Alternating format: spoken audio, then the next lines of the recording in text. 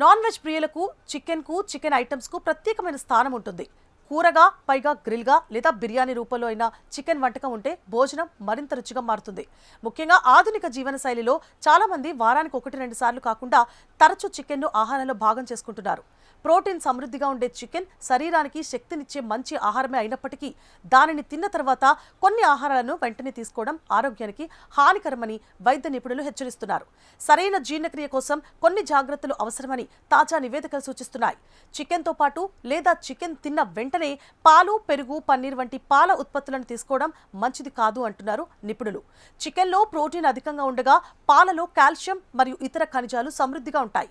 ఈ రెండు భిన్నమైన పోషక గుణాలు కలిసినప్పుడు జీర్ణ వ్యవస్థపై అదనపు ఒత్తిడి పడే అవకాశం ఉందని 2022లో ప్రచురితమైన ఇండియన్ జర్నల్ ఆఫ్ న్యూట్రిషన్ నివేదిక పేర్కొంది.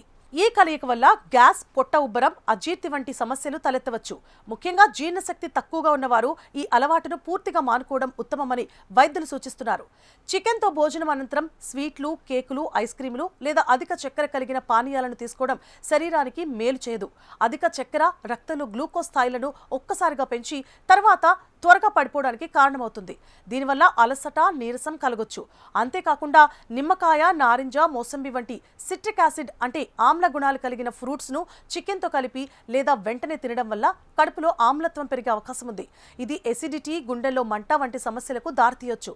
జీర్ణక్రియ సజావుగా సాగాలంటే ఈ రకమైన కలయికలను నివారించడం మంచిదని పోషకాహార నిపుణులు సూచిస్తున్నారు.